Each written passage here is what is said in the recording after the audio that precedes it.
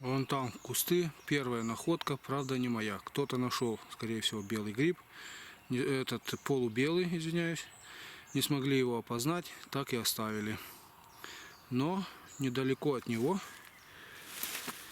скорее всего, есть его собрат. Скорее всего. Которого, возможно, не заметили.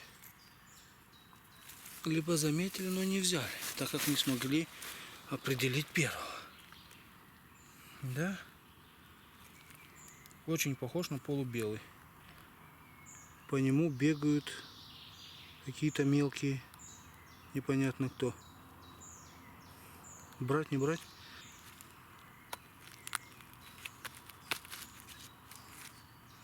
О, даже если бы я бы хотел. Очень сильно. Уже все. Да. А вот один с виду свежий и молодой, полубеленький. Да, с виду он нормальный. Если сегодня найду хотя бы несколько таких, более или менее, да нет, скорее всего я не найду.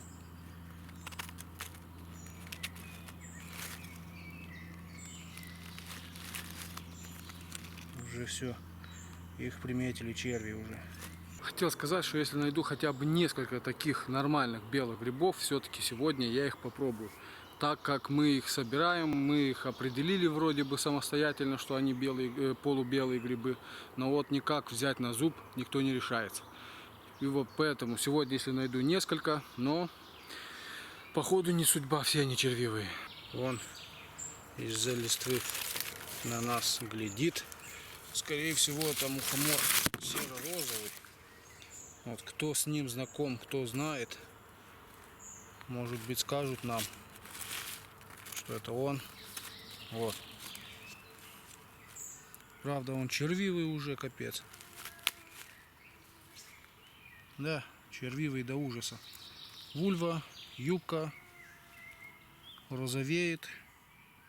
Скорее всего, это мухомор серо-розовый.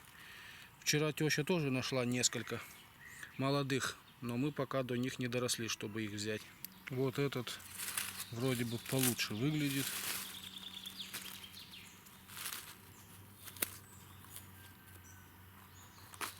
Вот. Вроде бы есть вульва, но этого что-то я не наблюдаю юбки. Хотя вон она. Есть опасность спутать его с пантерным мухомором. А вот тот уже как бы нежелательно с ним его путать. Вон, оказывается, сколько их. Тут трое. 4. 5. Вон там 6, 7.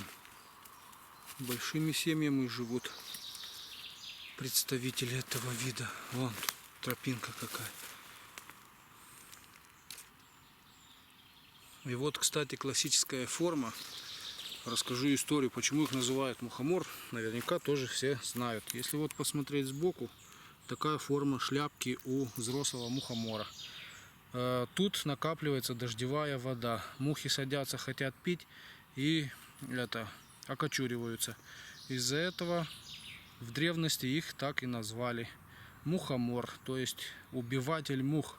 Да, в этом году их миллион просто. В прошлом году максимум штук 5 видел таких. А в этом году сколько их? Вон там какие красавцы.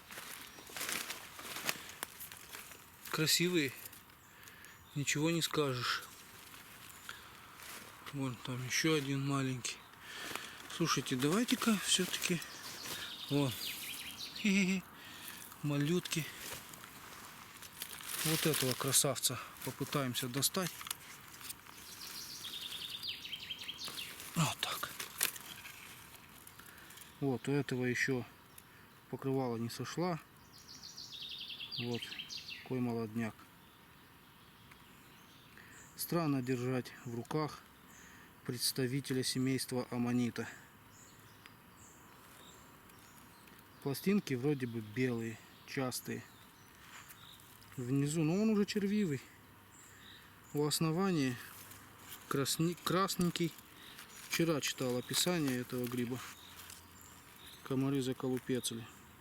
На изломе сразу же розовеет, может быть краснеет.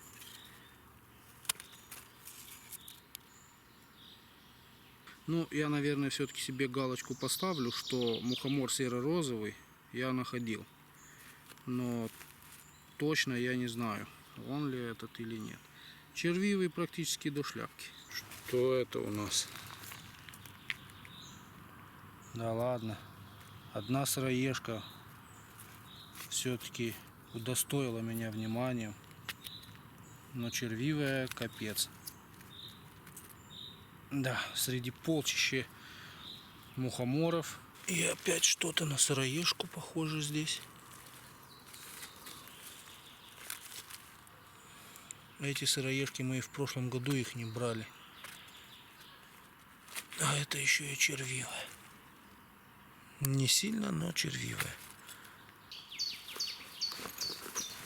Сыроежки все чаще и чаще попадаются. Но все-таки по количеству пока что лидирует мухомор.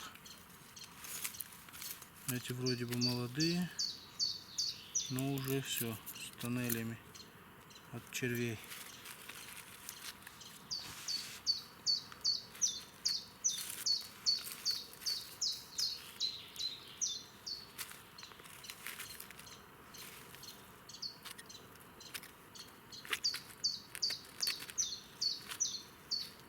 Нет, сыроежки сегодня не рулят. Очень интересные, красивые дождевики. Я забыл, как конкретно они называются. Не помню, съедобные ли они или нет. Но вот они есть. Нет, скорее всего, это несъедобный вид. Помнится, в описании к этому дождевику в разрезе его показывало черным. И он не считался съедобным, да. Вот он.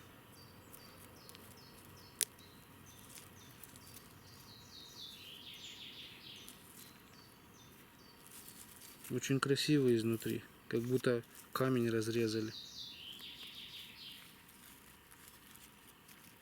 Вот. И находятся эти дождевики прямо у лисьей норы. Я о них все говорю, что у нас есть лисицы, но все их никак не показываю. Вот тут нора, еще присутствует запах. Но как по мне, это либо запасной выход, либо нора заброшенная. Но горевать мы не будем, потому что вон там еще одна.